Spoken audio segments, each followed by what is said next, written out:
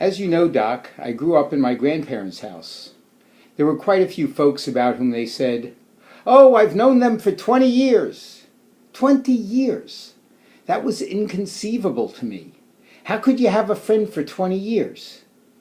Well, in a few months, it will have been 40 years that we've been friends. And in some ways, there are some real head-scratchers about our relationship. If you compare my high school and college posses to my graduate school posse, in which you were so central, there'd be some question as to whether that New York City kid had been kidnapped, or perhaps, since it began around the same time in Argentina, not to make light of it, been disappeared.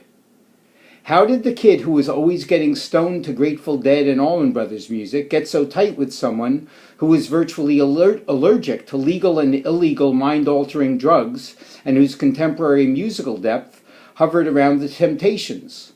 Not that there's anything wrong with that. How did the kid who liked to rough it up on the playground or ball field get hooked up with someone whose back often prevented quick movements? How did the kid who could and did drive like a maniac get hooked up with someone who counted in milliseconds the time from ignition till the moment I cursed out a fellow driver? As the French writer Pascal has said, the heart has its reasons, of which reason knows nothing. So there we are, and here we are. I wish I could be there today, but as you know, I made these travel plans well before there was any hint that 2 days after your birthday, like Jack Benny, you're 39, right? You'd be having this major get-together. I do want to thank Tony and Steve for arranging this fitting celebration about your ongoing career as a writer, thinker, teacher, and public intellectual. Just a few more words of thanks and esteem.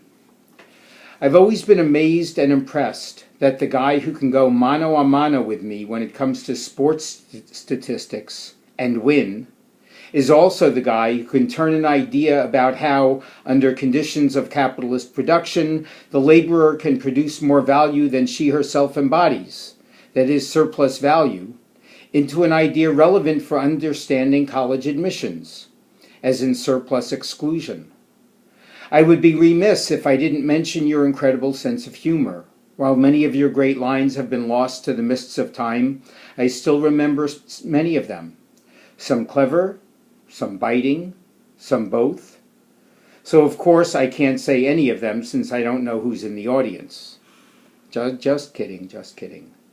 Many wonderful self-deprecating lines too. I can't say that I haven't stolen some of them, or at the very least, riffed on them. And I hope that many of the people who are watching this video can relate to this idea of riffing. The major point I want to make, in fact, is about what a pleasure it's been to riff with you over these past 4 decades. And as a devoted Deadhead, that is high praise indeed. Whether it was about contemporary politics, arcane sociological theory, race in the NBA, which involved, of course, both contemporary politics and arcane sociological theory, the dynamics of higher education expansion, elite college admissions, or whatever. I knew I could always rely on you for some insightful ideas and that we could then riff on them and take it to a higher level. I've relished that for the last 40 years, and I look forward to continuing. And now I bring in another person with whom I've been riffing and doing a few other things, but not quite for 40 years, Katherine McClelland. All right, awkward transition. Okay, so another reminder that you've known Jerry longer than you've known me. Seriously, I will admit I was a relative latecomer to the group that Jerry had gathered around him at Huron. And it was a very special group, about which you'll probably hear more tonight. I remember realizing as I moved through my first year in sociology at Harvard that one of the things that made it special at that time is that there were no research shops. In those days, students were on their own to rise or to wither on the vine, as we said in those days. I certainly appreciated that freedom, but when I took a job my 3rd year in graduate school with Jerry's project at the Huron Institute, that's when I came to realize what a good shop could do. I was hired as the quantitative person on that project. I know that's kind of a joke, but that's what Harvard sociology was back in those days. Jerry had a very clear idea of what he wanted me to do, but not really how to get me to do it. That part of it was up to me. So I came to Huron, and I found many things there besides just a paycheck. I found my closest friends from graduate school, my understanding of what true intellectual camaraderie looks like, the benefits of peer mentorship, my first publication, and, as it turned out, my spouse. But back to Jerry. Though we don't go back 40 years, it's actually a mere 35, he's certainly been a very central figure in my professional as well as my personal life. He was my most important advisor in graduate school, and he was my mentor for how to run a research project. But he was also and always my friend. As someone who entered graduate school and even college with a substantial chip on my shoulder, and as we would say here in Philly, an attitude about authority, Jerry was exactly the boss and advisor that I needed.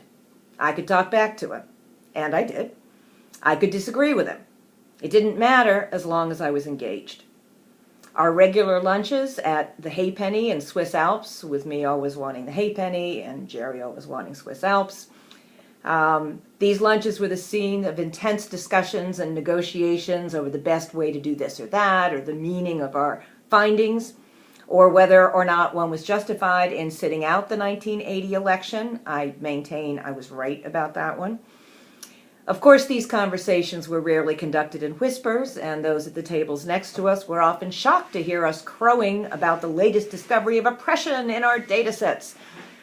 But it's those discussions, that level of engagement, that I'm always trying to reproduce with my own students, though I do caution them to be aware of their surroundings when they are discussing sociology in public places. Academics who are also intellectuals never retire, and I'm sure that Jerry will be no exception to this. I very much look forward to hearing about his next projects, to sharing meals and intense sociological and political discussions with him and Krista and the kids, and our kids as well, in the years to come. Jerry, congratulations on your retirement. We wish you the best.